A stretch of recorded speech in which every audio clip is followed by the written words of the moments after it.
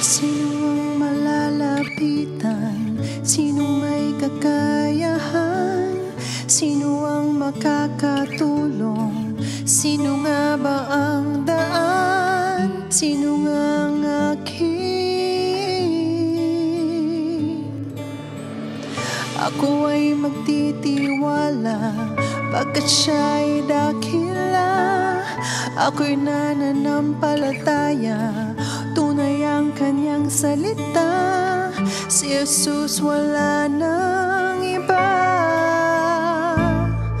Pag-asa,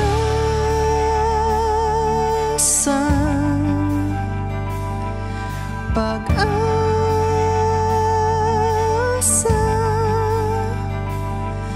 pag-asa.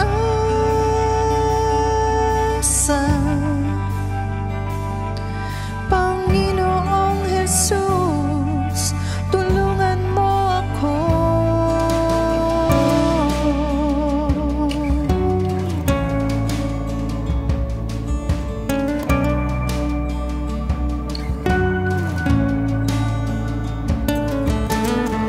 Sino ang malalapitan? Sino may kakayahan?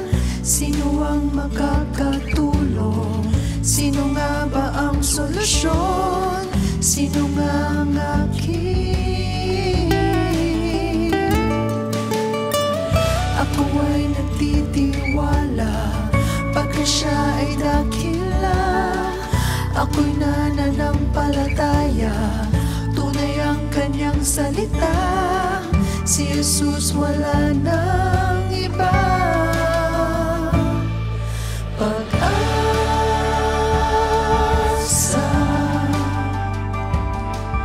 pag-asa,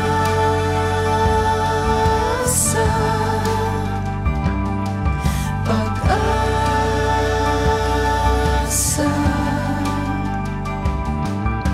Panginoong Jesus, tulungan mo ako.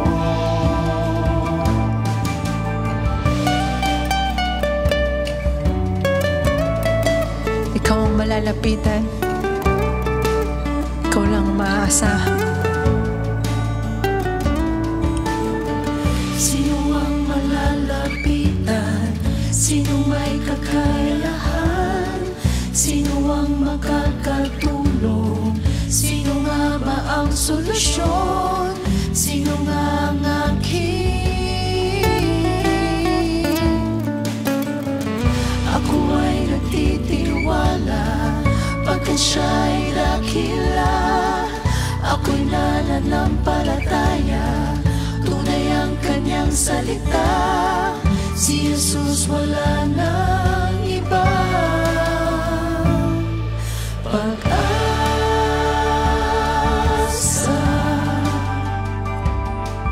pag-asa,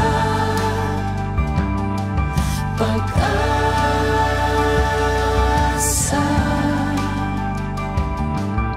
Panginoong Jesus, tulungan mo ako. Kaibigan ko, kanlungan ko, sandigan ko. Salamat sa iyo, dakila ka, dakila ka. Ikaw ang kaibigan ko, kanlungan ko, sandigan ko. Salamat sa iyo, dakila ka, dakila ka, Jesus.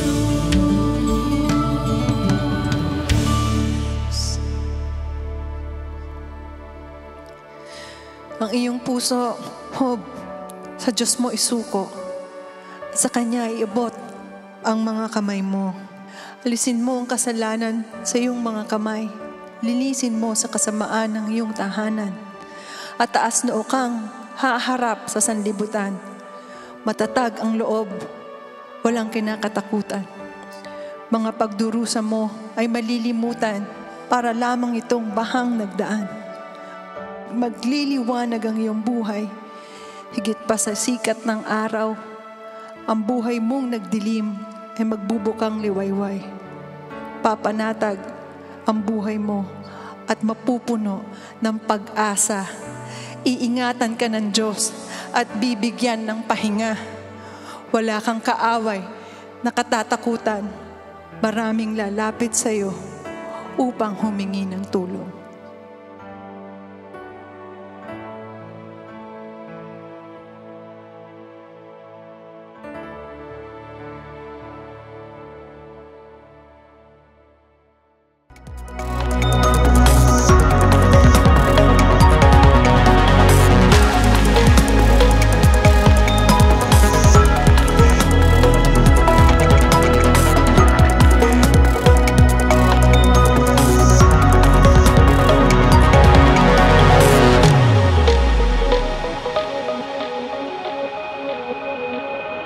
Kaya tayong lahat, kapag tayo po ay nandirito at nagkikita-kita, gusto ng Holy Spirit na tayo magkita-kita mukhaan para ma-perfect ang ating pananampalataya. Amen?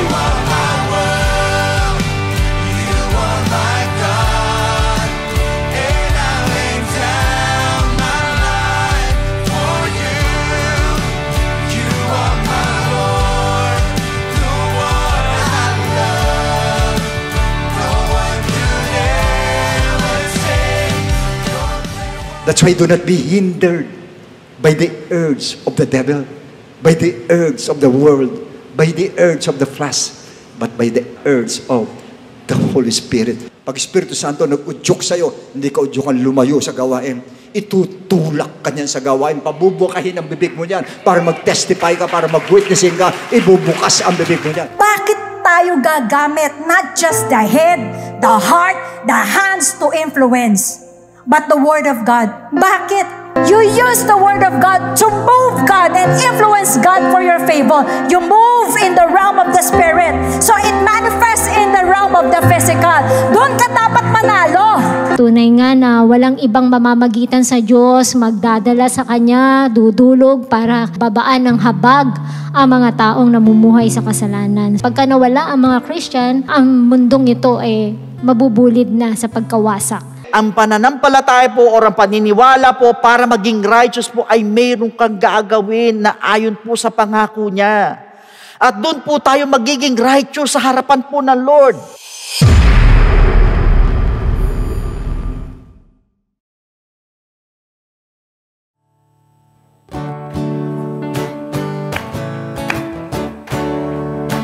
One more time.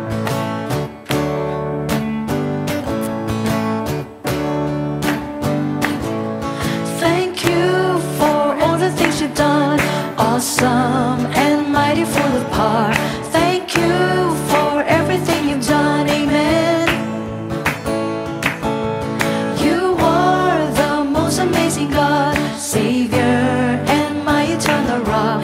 You are that most amazing God who made earth.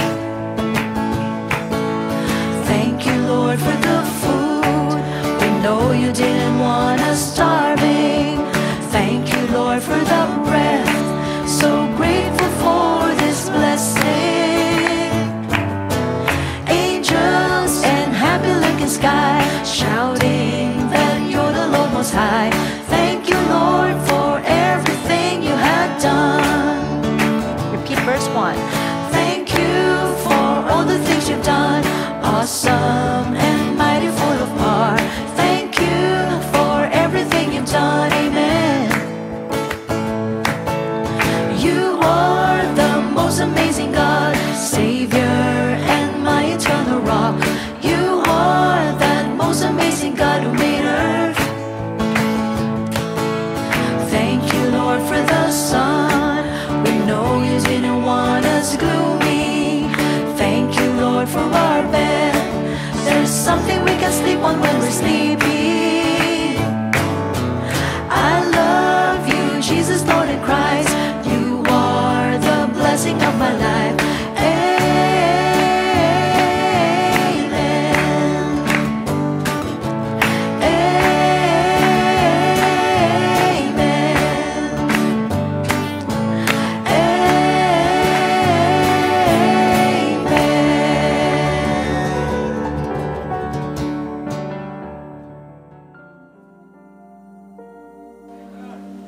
Lord, maraming salamat, Panginoon, sa kabutihan mo.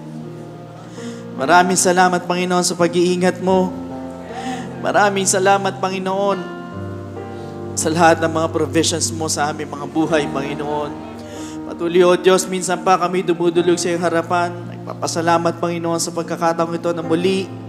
Binigyan mo kami ng chance para makapakinig ng salita mo. Hayaan mo, Panginoon, O God, na ikaw po manguna po sa aming mga buhay, Panginoon, habang kami po ay nakikinig. You feed us with your knowledge, your understanding, Panginoon, with your wisdom, Panginoon. Layo mo kami sa spirit of error, Panginoon, at ikaw lamang po ang maitaas sa lugar na ito. Kung sino man sa amin na nanghihinay, palakasin mo, Panginoon, sa pamamagitan ng mga salita mo. At kung sino man na may sakit, pagalingin mo, Panginoon, O God, Lord. At kung sino man, Panginoon, O God, na nangangailangan ng pagpapala, you continue to bless them, Panginoon, through your word. Lord, we believe, Panginoon, O God, na wala kami magagawa kung wala ka, Panginoon. Kaya patuloy ikaw lamang po ang maitaas, Panginoon. Hayaan mo, Panginoon, yung lamang kalooban mo ang aking masabi, Panginoon. Sa akin sarili, wala akong magagawa. Pero Lord, basta ikaw ay nandyan, kasama ka namin, Panginoon. Sa iyo kami aasa, Panginoon, O God. Maraming salamat, Lord. We claim the victory in our lives today, Panginoon. This we ask in Jesus' name. Amen and amen. Come on, let's clap our hands to Jesus. Sige po, palakpakan po natin ating Panginoon. Hallelujah! Praise the Lord, praise the Lord, praise the Lord. Isa po mapagpalang umaga po sa inyo pong lahat. Siyempre, on behalf of our beloved Bishop Luwin, Pastor Norma, maraming salamat for this opportunity. Ganyan po sa ating pong higit sa lahat, sa ating pong Panginoon. Siyempre, siya naman po ay nagpapaintulot ng lahat ng bagay. At salamat din sa mga suporta po ng ating pong mga elders po na nandirito. Talagang every Sunday kahapon, kausap ko ang ating isa po sa mga elders. Nagulat nga po ako na magmula po pala sila, magmula AM hanggang gabi po yan, hanggang sa third service po na sila. So, ganun po nila sinusuporta ng ating gawain. Sabi ko, grabe yung dedication po. So, aren't you proud, di ba, na yung mga elders natin, talaga nakikita po ninyo yung suporta po sa atin. So, nevertheless, mga kapatid, sa hindi po pagtatagal, if you have your Bibles, you can turn your pages in the book of Luke, chapter 22, verses 41 to 46. And he was withdrawn from them about a stone's throw, and he knelt down and prayed, saying, Father, if it is your will, take this cup away from me. Nevertheless, not my will, but yours be done. Then an angel appeared to him from heaven, strengthening him. And being in agony, he prayed more earnestly. Then his sweat became like great drops of blood falling down to the ground. When he rose up from prayer and had come to his disciples, he found them sleeping from sorrow. Then he said to them, Why do you sleep? Rise and pray, lest you enter into temptation. Paspasan ng Diyos sa mga talatang binasa po natin. Makakaupo na po tayong lahat. So brothers and sisters, naniniwala po ako na ang buhay po natin ay punong-puno po yan ng mga unexpected battles. From time to time, di natin napapansin yan eh. At naniniwala din po ako that there is no such person in this world na hindi po dumadanas ng labanan sa buhay. In fact, sa tiyan pa lang nga po ng ating pong magulang or nanay, di ba? May labanan na po tayo. Kung sino yung unang magiging tao or kung sino yung ipapanganak sa mundo. So I remembered yung pong battle po ni David tsaka ni Goliath. Kung saan pinakita po ng Diyos yung kanya pong kapangyarihan by defeating Goliath. Even sa history, brothers and sisters, ladies and gentlemen, yung pong battle or yung labanan po between the Japanese tsaka ng Americans, in which marami pong Pilipino at tsaka mga Hapon po ang namatay. So it was considered as one of the greatest battles in the history of the world. But meanwhile, when it comes to spiritual battle, wala na pong pinakamatinding labanan na naganap, kundi yung pong battle in the Garden of Gethsemane. And there are two competing issues po dito in our life. Unang-una po, yung pong desire of our own flesh. Ibig sabihin, it is what you want, the way you want it, and when you want it, and how you want it. Pangalawa pong competing issue, yung pong the will of God. Either we live according to the will of God or according to the will of our own flesh. And speaking of God's will, one of the greatest and vital things, I should say, that the Lord has given to mankind is yung pong tinatawag na free will. Binigyan po tayo ng free will ng ating Panginoon. Kapag sinabing free will, tayo po'y pwede pong pumili na kung ano po ang gusto po natin piliin. Katulad po nung nangyari po kay Joshua sa Joshua chapter 24 verse 15, basahin po natin. And if it seems evil to you to serve the Lord, choose for yourselves this day whom you will serve, whether the gods which your fathers served that were on the other side of the river, or the gods of the Amorites in whose land you dwell. But as for me and my house, we will serve the Lord. So dito po, the Lord is letting them choose. Pinapipili po sila kung sa Diyos o dun po sa Diyos-Diyosan. Sila po maglilingkod. So in other words, ang choosing po or choosing and making decisions is very vital to man. Napaka-vital po niya, napaka-critical. Since tayo po'y binigyan po ng free will, hindi po pinakailaman po or hindi po sinaklawan po ng Diyos po ito na kung ano po yung gusto nating piliin. Kaya nga ang tanong po dito, bakit hindi niya po in-impute yung kanya pong kalooban sa atin? Yan ang tanong. Unang-unang dahilan, mga kapatid, because ang gusto po ng ating Panginoon yung pong wholehearted obedience. Ibig sabihin yung pong kusang loob na pagsunod, yung buong puso na sumusunod ka sa ating Panginoon, yung paglapit po natin sa Kanya.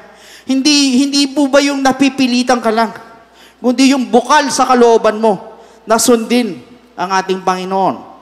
Now, second reason is man was created in the image of God. That is why we have freedom to choose. At ang pangatlo pong dahilan is a sign of God's love for us. Kaya nga po, ang tao pwede pong pumili kahit anong gusto mong piliin. Hindi ka pipigilan ng Diyos. We can choose whatever we want. Darkness or light, good or evil, heaven or hell, good or bad. Kung ano ang choice po natin, it is our prerogative. Kaya lang, brothers and sisters, for how many times po, we have been taught by pastors, preachers, teachers, lalo na po ang ating beloved bishop, and even the Holy Spirit was given to us, binigay sa atin ng Holy Spirit to teach and guide us into all truths. So therefore, dapat alam na po natin kung ano po dapat piliin at kung ano po yung hindi dapat piliin. Why? Hindi po nagpabayaan Diyos po sa atin. Even though we have our own free will. Amen. Na supposedly, hindi na po dapat tayo magkamali po ng pagpili. But you know what? Unfortunately, the problem is until now, there are people who make wrong choices most of the time. Bakit ko po sinabi? Instead of choosing God's will, ang pinipili yung own free will, yung own desire niya.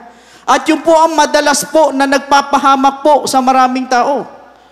For your information, back in the Garden of Eden, brothers and sisters, ang sabi po ng Lord kay Adam and Eve, they cannot eat any fruit in the garden, but not this one. Mga kapatid, nakatanim po sa isip ni Adan at ni Eva. Pero naniniwala ako, during that moment, curiosity came into their minds. Na-curious sila. Ibig sabihin, yung pong will nila ay parang gustong umiran. Nakikita nila yung bunga, na parang gusto nila, na parang ayaw nila. Naglalaban po yung kanila po mga kaisipan.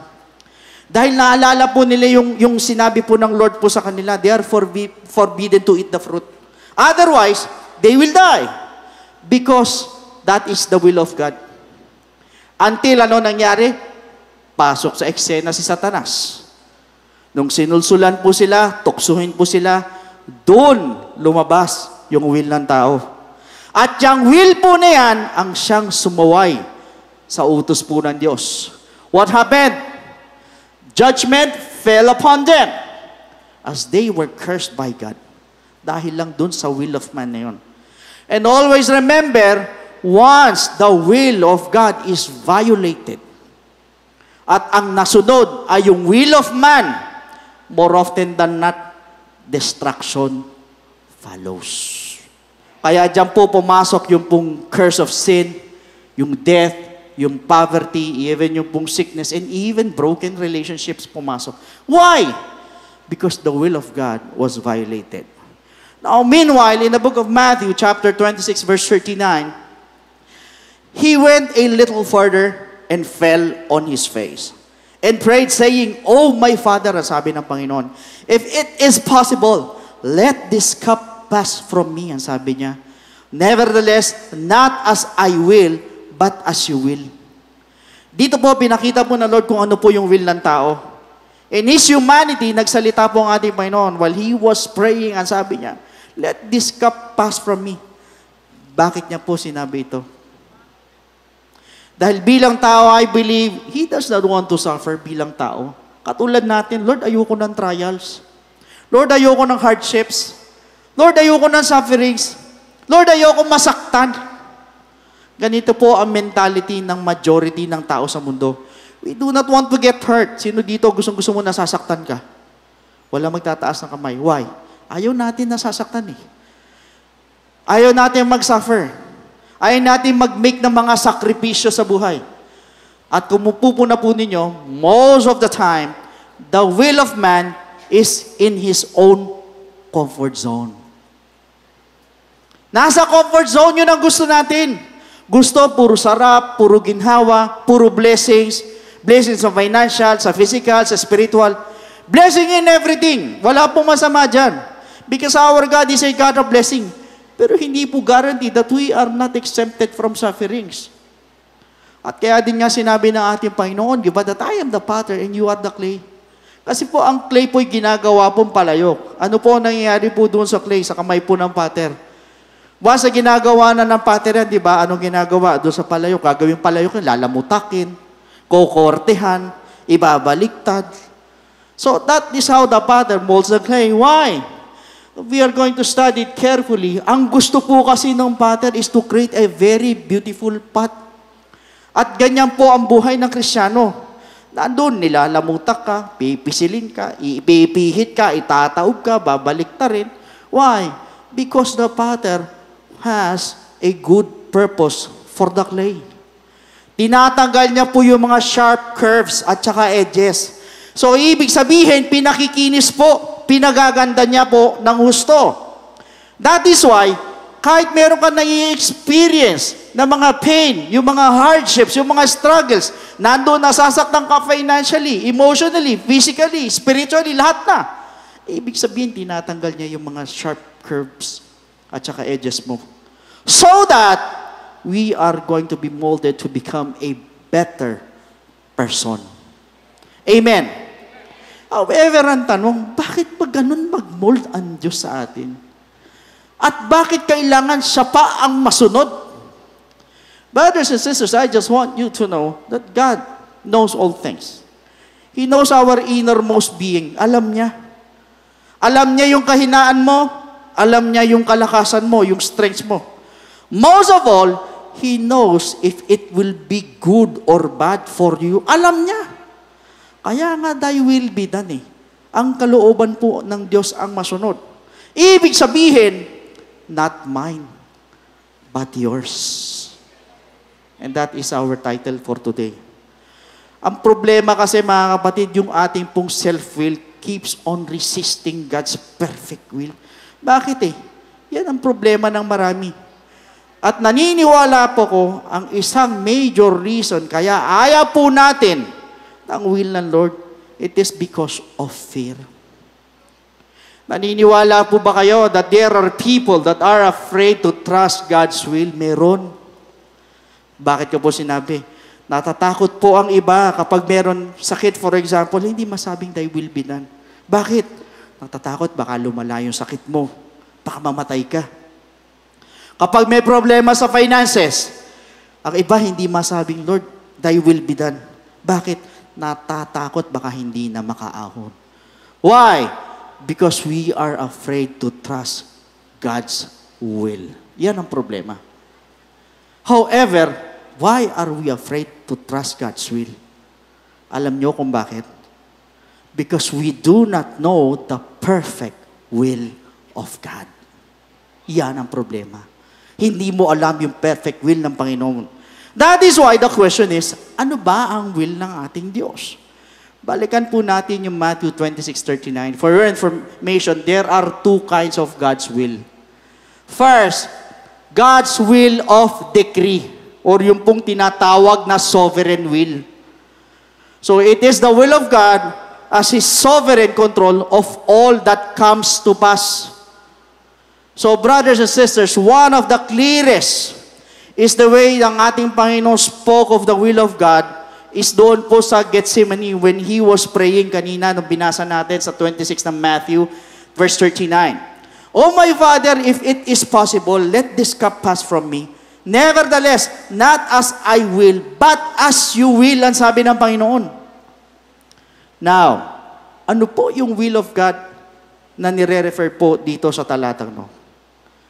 It refers to the sovereign plan of God para kay Jesus Christ.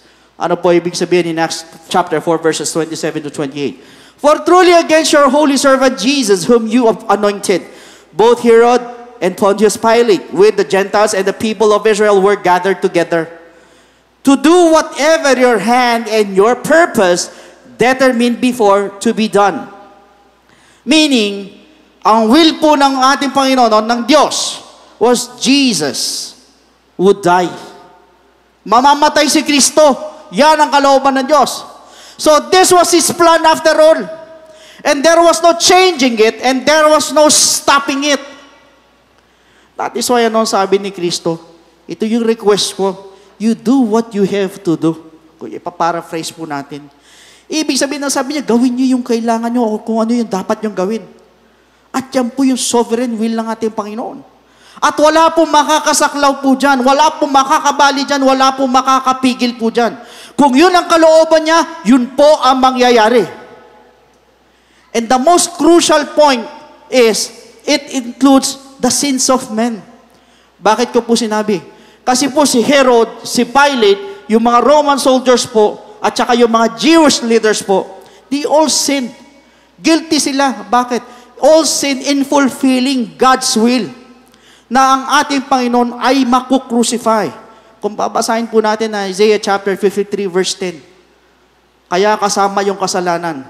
At kung mapapansin po ninyo, we could not do anything about it. Wala tayong magawa doon. Why?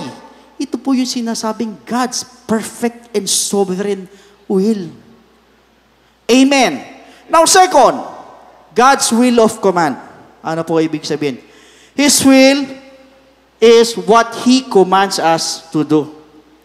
Ito po yung will of God na pwede natin na ma-disobey ng tao or we can fail to do. Pwede natin hindi magawa eh.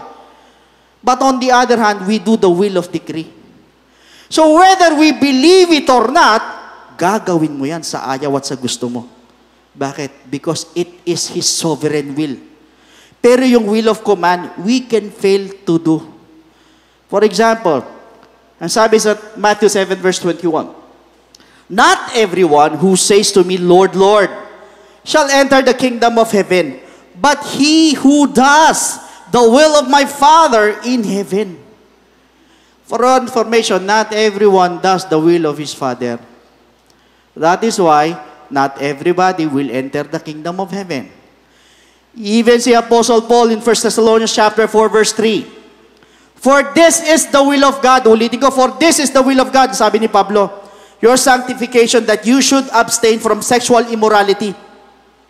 Ibig sabihin, this is a very specific instance of what God commands of us. Na ano no?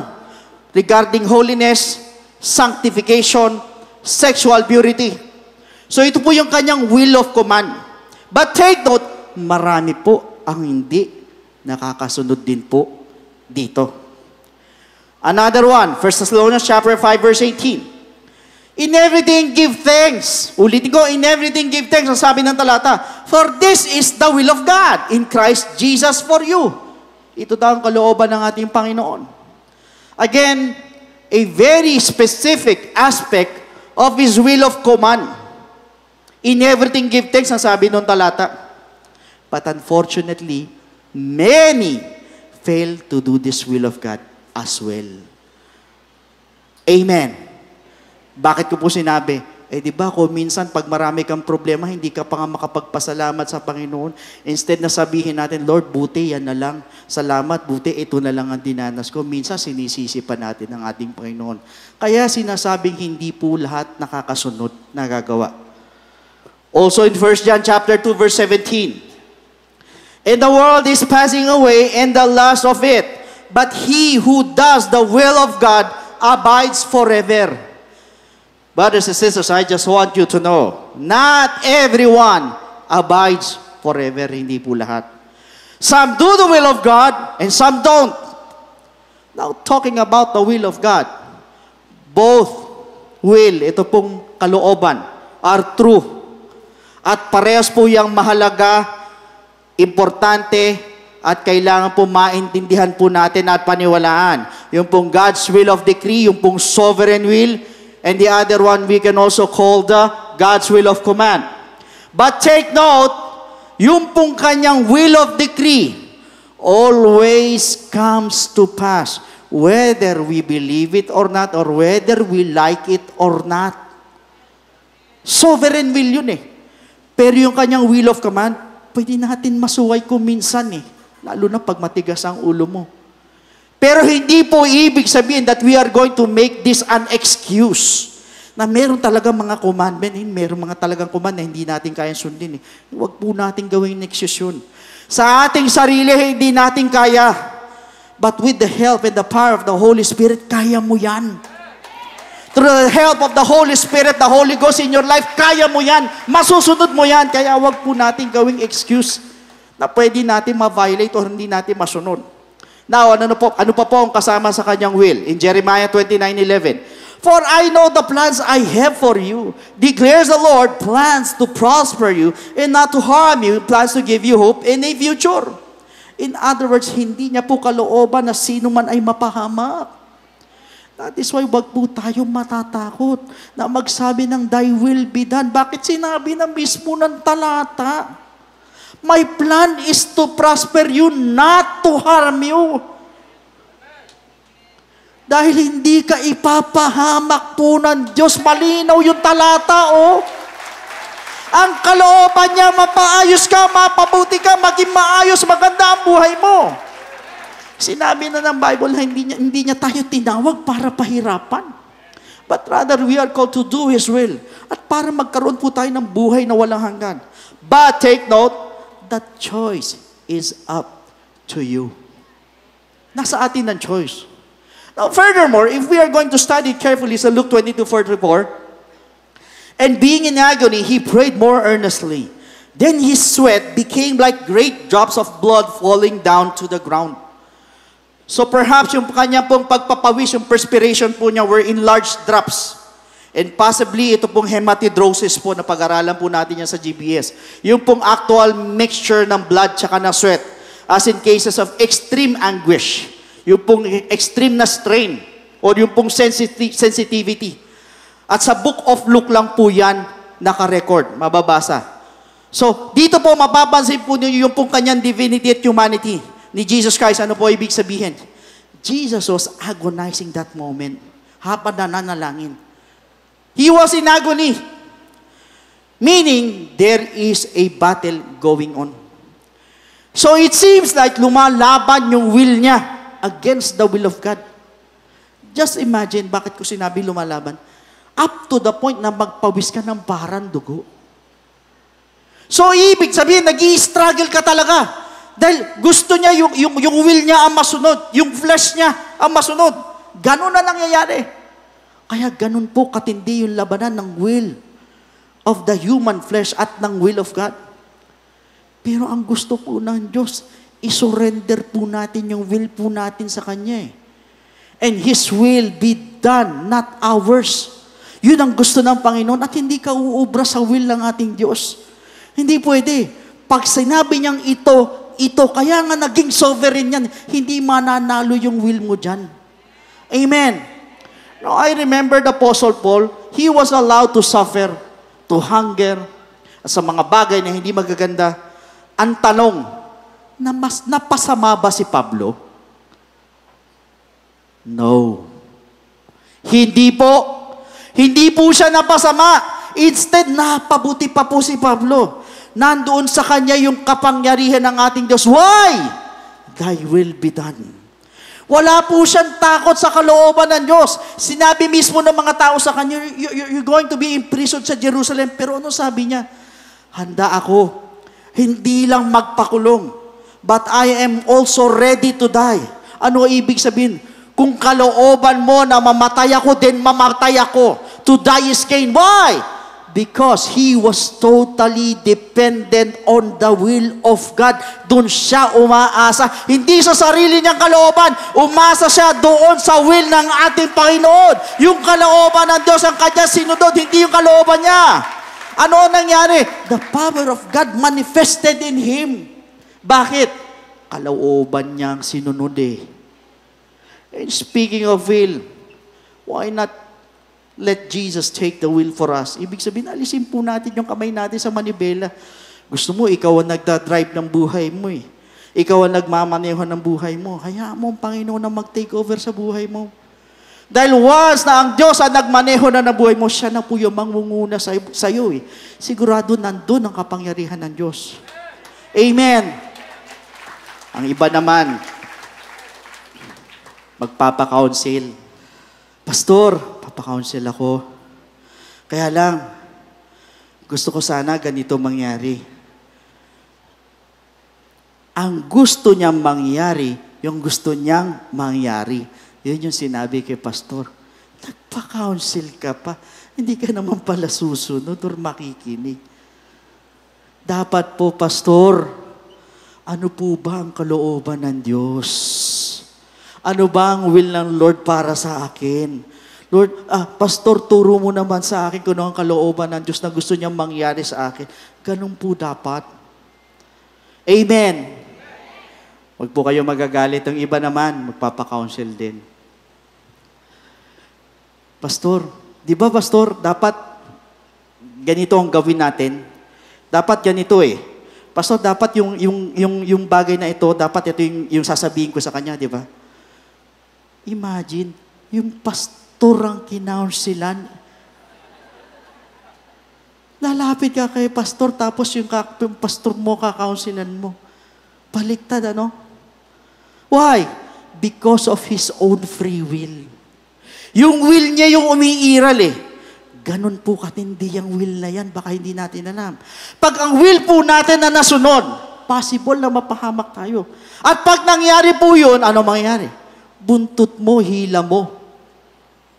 Remember what Apostle Paul said in 2 Corinthians chapter 5, verse 17. Therefore, if anyone is in Christ, he is a new creation. All things have passed away. Behold, all things have become new. Brothers and sisters, ibig sabihin, so once na kay Jesus Christ ka na, binago ka na.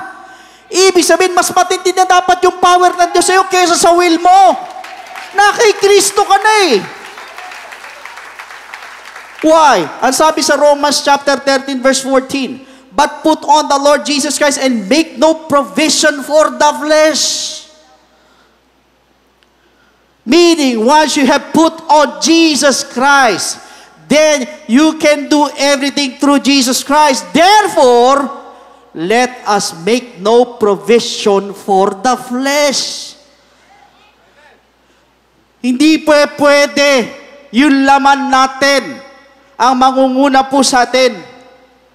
Kaya kapag sinabi magagawa mo ang lahat ng bagay, ibig sabihin kaya mo, magagawa mo. Hindi ubra yung flesh na yan sa ating Panginoong Hesukristo. Bakit? Na kay Kristo ka na eh. Kaya lang, the question is, how come hindi natin mapigilan? Alam nyo kung bakit? Ayaw mo lang. Ayaw mo lang. Why? You've been doing your will, not His. Example, Bakit ko sinabing ayaw mo lang? Sa poor attitude. Lahat naman tayo may mga kahinaan sa attitude. Ako, aminin ko sa inyo, mainipin ako, mainisin ako. Pero bakit minsan hindi mabago yung masama ugali? Hindi malis. Tanong, ano ang mas mahirap gawin? Yung patay na bubuhayin o ang isang tao na babaguhin mo yung attitude or character?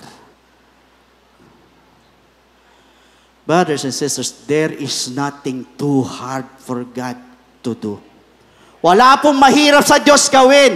Kaya niyang bumuhay ng patay nga eh. How much more yung ugali mo? Hindi niya kayang baguhin. No, kaya niyang baguhin niya. Kung patay nga, nabubuhay, ugali mo pa kaya?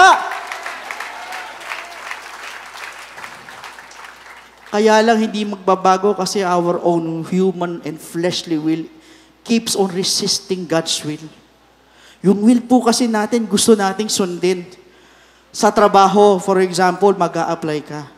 Dapat ang sinasabi natin, Lord, kung kalooban mo na matanggap ako dyan, kalooban mo masunod. Kung hindi, bigyan mo ako ng ibang trabaho, hindi makaka-apekto sa gawain mo. Gusto mong pumunta na ibang bansa, Lord, sige, kung kalooban mo, matutuloy ako. Pero kung hindi, wag mo akong patuloyin. Not mine, but yours, Lord. Your will be done. Amen.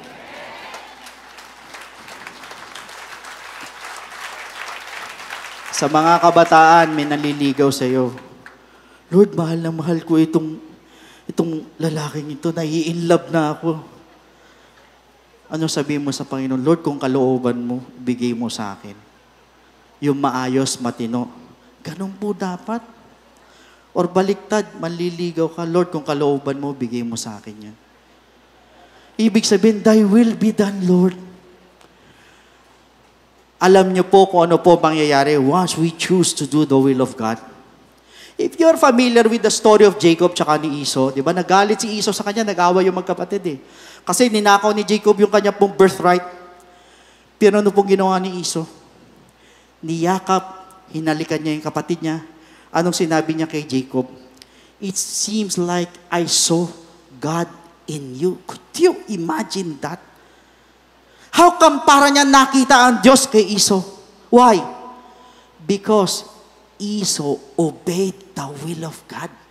Kalooban ng Diyos na magkasundo sila, magkabati sila, magkapatawaran sila magkapatid. Kaya yun ang tingin sa kanya ng kapatid niya. Para bagang nakita niya ang Diyos sa kapatid niya. That means, once na tayo pala'y sumusunod sa kalooban ng Diyos, pag nakikita pala po tayo na ibang tao, parang Diyos po ang nakikita po sa atin. Amen? Kaya lang, Pastor Lud, bakit gano'n? Ginagawa ko naman ang kalooban ng ating Panginoon, pero bakit baliktad pa rin na nangyayari? Remember what the Bible said, in this world you will have tribulation. So, ibig sabihin, hindi po guarantee na wala pong sufferings at hardships na darating. Now, meanwhile, the question is, how are we going to surrender our own will to God's sovereign and perfect will? Sino-sino po mga kapatid, tatanungin ko kayo, gusto nyo po yung lahat ng area sa buhay po ninyo, yung kalooban po ng Diyos ang masunod po natin, at hindi yung kalooban mo. Taas ang kamay. Yung iba sa inyo, ayaw nyo. Ako, gusto ko sundin ang kalooban ng Panginoon. Balikan po natin yung Luke 22:42. Ang sabi rito, saying Father. Take note, saying Father, sabi ni Kristo. Bakit hindi niya sinabing Diyos ko? Bakit? Dahil pinapakita niya po yung kanyang human side in this verse. Next, still in verse 42 of Luke 22, if it is your will, take this cup away from me. So, ibig sabihin, if I'm going to die, make it quick, bilisan nyo, kung mamamatay lang din ako, bilisan nyo na. Kung baga sinasabi niya, I don't want to feel the pain anymore. Pero anong sabi ng Panginoon? Same verse pa rin, 42. Nevertheless, not my will, but yours be done. So he was referring to the cup of suffering in the book of Matthew 20, verse 22. So to cut the story short, not unless we learn how to say, Lord, bahala ka na, thy will be done. Not unless natuto kang magsabi niyan, tiyak na mahihirapan kang isurrender yung sarili mong kalooban sa Diyos. Pero pag natuto kang magsabi ng bahala ka na, ang dali, ang gaan. Kaya nga dapat sa lahat po ng ginagawa po natin na nangyayari po sa ating pong mga buhay, isa lang po yung sasabihin mo naman sa Panginoon eh, Lord, bahala ka na sa buhay ko. You take away my fleshly human desire and will, and let your will take over my will. In other words, not mine, but yours. Hindi yung kalooban ko ang masunod, kundi yung kalooban mo, Lord, ang masunod. Ano po ibig sabihin? Meaning, you are totally trusting and depending on what is the will of God para sa'yo. Bakit? Kasi binigay mo na sa Kanya eh. Kaya kapag sinabing bahala ka na, Lord, pinagkatiwala mo na sa Panginoon yung problema mo. Kung ano man ang kalooban ng ating Panginoon, let it be done. Remember, mga kapatid, we are already bought ng dugo ng ating Panginoon. Binili na tayo, tinubos na tayo eh. We are redeemed by the blood of Jesus Christ eh. Hindi na tayo nagmamay-ari sa ating mga sarili. Pag-aari na po tayo ng Diyos. Ano po ibig sabihin? If we belong to Jesus, therefore, wala na tayong pakialam sa sarili po natin. Whatever is your will, let it be done dapat. If He wants to bless you, bahala ka, Lord, kung gusto mo akong pagpalain. If He wants to let us suffer, bahala ka, Diyos, kung gusto mo akong mahirapan. That is trusting completely in the will of God. Pero bakit ka matatakot pag sasabihin mo yan? Uulitin ko, Jeremiah 29:11. My plan is to prosper you, not to harm you. Kaya bakit naman hahayaan ka ng Diyos na mag-suffer kung yun pala ang plano niya? Now, ano naman ang gagawin mo?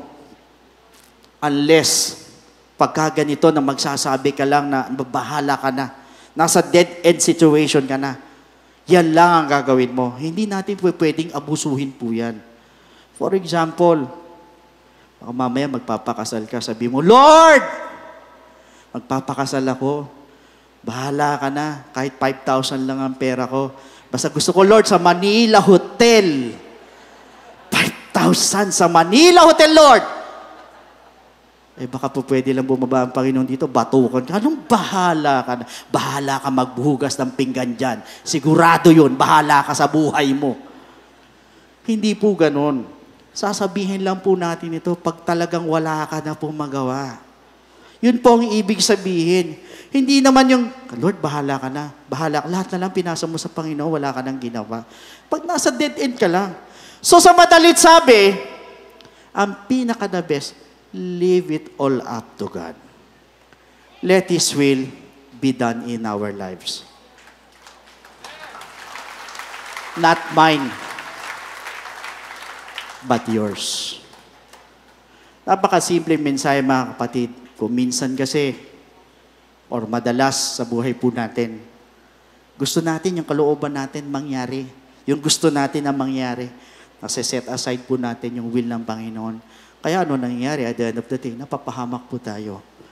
So at this moment, while you're sitting down, you can offer a silent prayer sa ating Panginoon. Isa lang naman sasabihin mo sa Panginoon, Lord, sorry for doing my own will. Mula sa araw na ito, iyaan mo yung kalooban mo ang masunod ko sa buhay ko. Hindi yung akin, kundi yung kung ano yung gusto mong mangyari sa akin. Yun po ang mangyari. So just sitting down, just a simple prayer to God. Kausapin mo ang Diyos.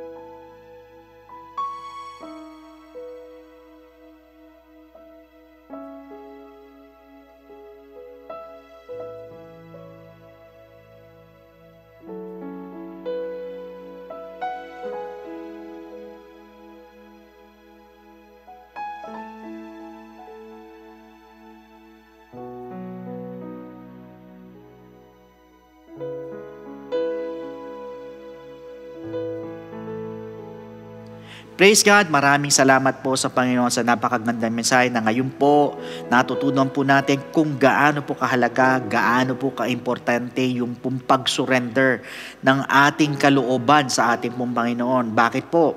Because He alone can make a way, lalo na po pag nasa dead end po tayo ng ating pong mga buhay. But meanwhile, to all our first-time viewers, naniniwala po ako na meron pong kalooban ang Panginoon sa inyo po. At ano po yung kalooban niya?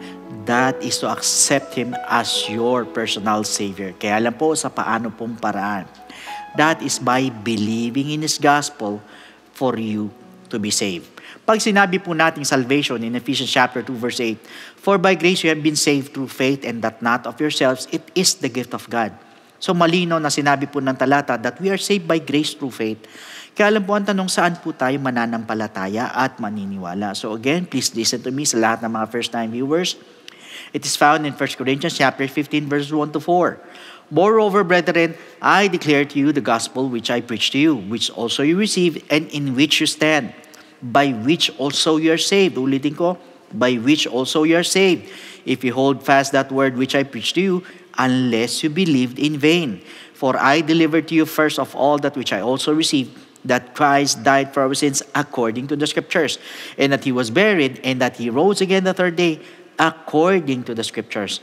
So sa madalit sabi, we need to believe in the gospel of Jesus Christ. Yung pong death of Christ, yung burial of Jesus Christ, at yung pong resurrection of Jesus Christ. Ito po'y kailangan po natin paniwalaan at sampalatayanan. Na naniniwala po ko na ito po'y kalooban po ng ating Panginoon. Na tayo po'y maniwala at sumampalatay po dito. So take note, tatlo po ito: death, burial, and resurrection of Jesus Christ na kailangan po natin paniwalaan. Kaya lang po, ang tanong, is believing enough? Pag tayo po ba'y nanampalataya at naniwala, wala na po tayong gagawin. Alam niyo po, ang sabi po sa 1 Peter chapter 4 verse 17, for the time has come for judgment to begin at the house of God. And if it begins with us first, what will be the end of those who do not obey the gospel of God? Ano daw ang katatapusan? Ano daw ang dulo doon sa hindi sumunod sa gospel ng ating Panginoon? Sa madali sabi, the gospel of Christ must be obeyed. So pag tayo po'y nanampalataya at naniwala, kailangan lakipan po natin yan ng pagsunod. Hindi po tayo matatapos sa believing or sa pananampalataya lang, kundi kailangan ito po'y susundin po natin. Kaya lang, ang tanong, how will you obey? It is found in the book of Acts chapter 2 verse 38. Allow me to read it to you. Then Peter said to them, repent, and let every one of you be baptized in the name of Jesus Christ for the remission of sins, and you shall receive the gift of the Holy Spirit. Now, unang-una po, yung pong repentance, or we need to repent, tayo po hihingi po ng tawad sa ating Panginoon. We're going to ask for forgiveness. We are going to confess our sins, at naniniwala po ko, kahit gaano karami ang nagawa mong pagkakasala sa Panginoon, kahit gaano kabigat, kahit ikaw na yung pinakamasamang tao sa balat ng lupa, for as long as nandun yung genuine repentance sa ating pong mga puso, the Lord is willing and able to forgive your sins. At dyan din po papasok yung pong death to sin. So yan po yung unang-unang step, we need to repent. Second, we need to be baptized in the name of Jesus Christ. So tayo naman po'y babautismon sa tubig. So ilulubog po tayo sa tubig in the name of Jesus Christ po yan.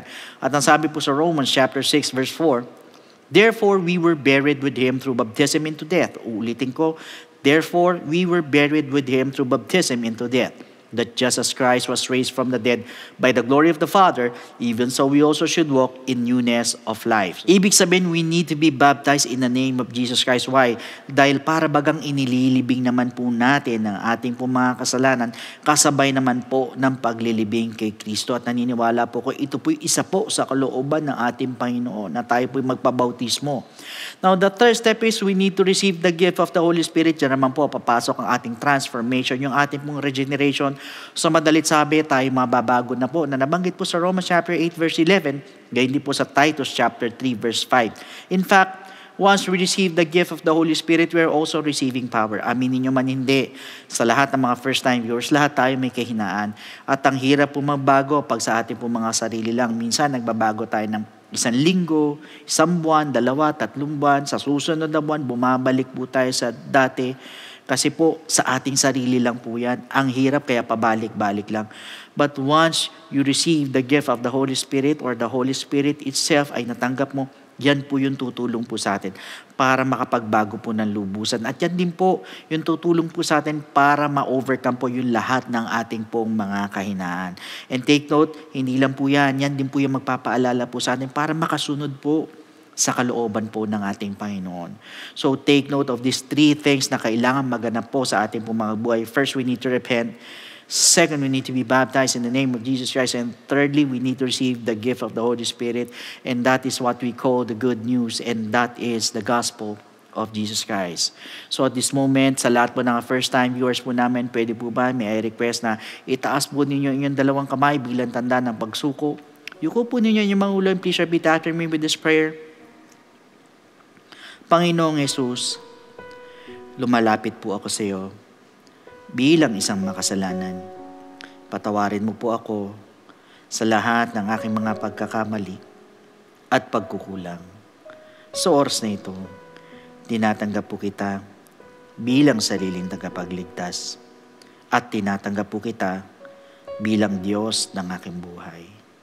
Naniniwala po ako na ikaw ay namatay, ikaw ay nilibing, at sa 3 araw ay nabuhay na magmuli. Tulungan mo po ako makapagsimula ng bagong buhay at idagdag mo po ako sa iyong kaharian. Maraming salamat po sa pangalan ni Jesus. Amen. So praise God, yan po yung first step. Para sa pangalawang step, andyan po yung mga telephone numbers po natin sa baba po ng screens po ninyo. Pwede po kayong tumawag dyan para makapagpa-schedule po tayo ng water baptism or otherwise. Andyan naman po yung ating mga FB page. Pwede kayo mag-iwan ng message po dyan para masagot po namin to give you further instructions. So at this moment, brothers and sisters, tayo muli magpasalamat sa ating Panginoon. Yuko natin ulit ang ating pumangulo. Come on, let's pray. Lord, we thank you so much, Panginoon, for your word. Salamat sa mga paalala mo. Patuloy, O Diyos, hayaan mo, Lord, na matuto kami, Panginoon, O God, na yung kalooban mo ang sundin. Hindi yung aming sariling kalooban, kundi, Panginoon, yung will mo, Panginoon, ang siya pong manguna po sa aming mga buhay, Panginoon. Hayaan mo, Panginoon, sa araw-araw na buhay namin na nandun, Panginoon, O God, nakakaabay kami sa kung naman, Lord, ang gusto mo mangyari po sa aming mga buhay. Dahil gusto namin, Panginoon, O God, yun lamang will mo ang siya pong manguna po sa amin. Lord, continue to bless each and every one of us and we look forward sa susunod na linggo sa mga ituturo mo pa po sa amin. Salamat. All these things we ask in Jesus' name. Amen. So once again, brothers and sisters, God bless every one of you and to God be all the glory.